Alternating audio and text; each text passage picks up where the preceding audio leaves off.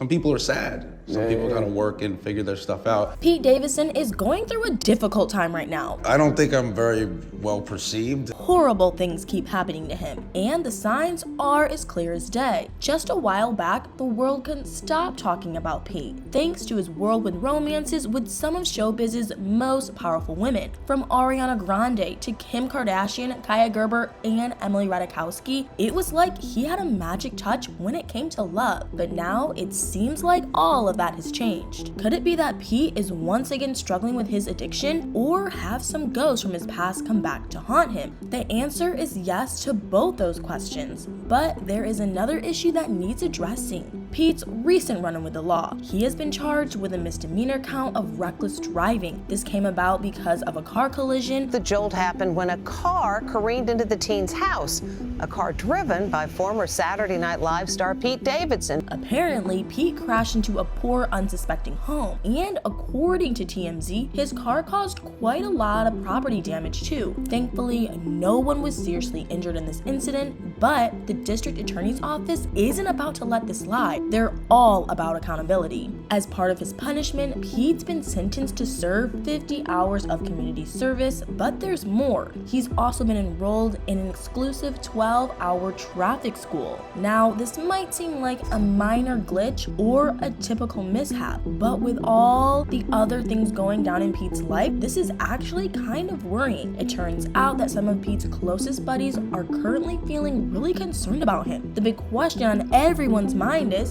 Pete using substances again? People are worried about the possibility that Pete might have taken a little tumble back into the world of substance use. They are scared that it could lead to something truly tragic, like his untimely demise. Yes, it's that serious, and what makes it even worse is that Pete's inner circle may not be doing him any favors. In fact, they might just be enabling him rather than giving it to him straight. After Pete emerged from rehab, he spilled the beans about his use of a certain substance to tackle his depression. Shockingly, the people around him didn't bat an eye. They brushed it off as if it was no big deal, but it is a big deal. Pete frequently checks into rehab for what he calls tune-ups and to take a breather. He's taking some time to focus on his well-being, and everyone's cheering him on. He is diving headfirst into therapy to tackle issues related to his borderline personality disorder and post-traumatic stress disorder. He's been quite the open book about his mental health struggles, which is amazing, but there's still more to the story. Like I said, he has almost made it his side hobby to jump in and out of rehab. This means his addiction and mental health struggles might be bigger problems than he admits. He's not shying away from talking about his rehab experiences either. In fact, he's quite vocal about it. But let's pause for a moment to contemplate Pete's maturity level in handling life's curveballs. There's a real concern here. It is crucial for Pete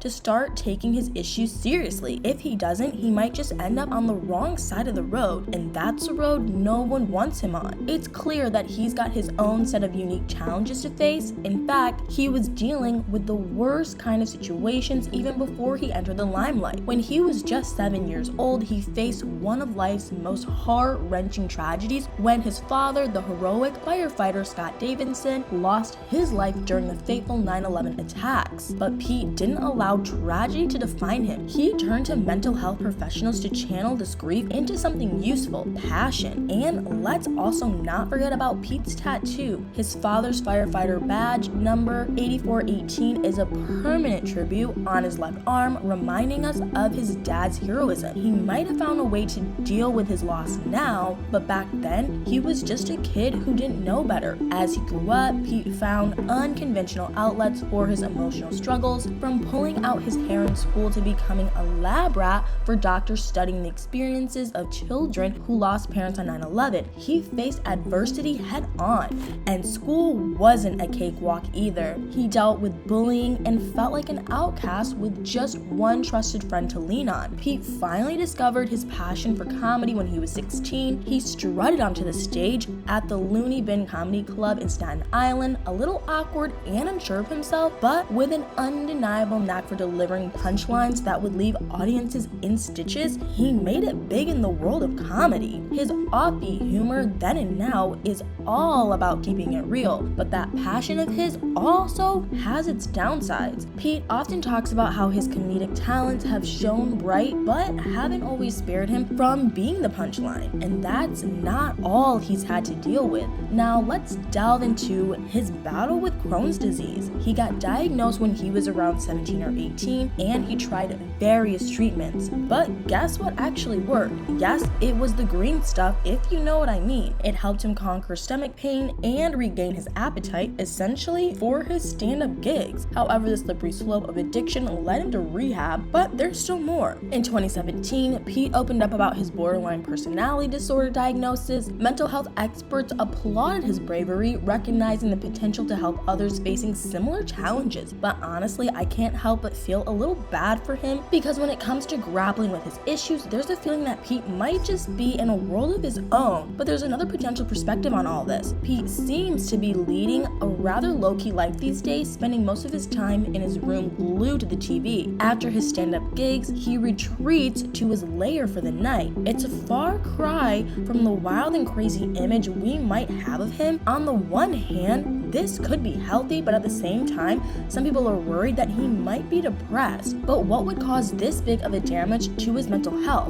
We all know how emotional Pete can be. Could regret from previous relationships be sending him down a slippery slope, causing him to act out in ways he never expected? Because when it comes to love, Pete has been quite unlucky. There are days when his love life reads like a Hollywood rom-com, but then the genre suddenly switches to tragedy. Take his whirl with romance with Ariana Grande, for example. The story is complete with an engagement and a dramatic breakup. And before Ariana Grande, there was Cassie David, a relationship with its own share of ups and downs. These love stories captivated the world, but also brought their fair share of heartache. In December 2018, Pete's cryptic Instagram post set off alarms. He expressed a desire not to be on this earth anymore, causing concern among fans and friends. But now Pete might finally have found someone he's not afraid to lean on when things get tough. There is hope in his romantic life right now, and he's embarked on a new love journey with actress Madeline Klein. They're keeping it casual for now, it seems, but it's clear that these two have something special going on. Perhaps this is the wake-up call he needed to steer his life back on track. Whatever the case may be, I hope that Pete's doing okay. Like I said, a lot of people are really worried about him right now, and I think we can all agree that we just want to see him happy. Hopefully him and Madeline are good for each other. But anyway, what do you guys think about all this? What do you think Pete might be going through right now? Do you think he's okay? And what do you think about him and Madeline together? Let me know in the comments below.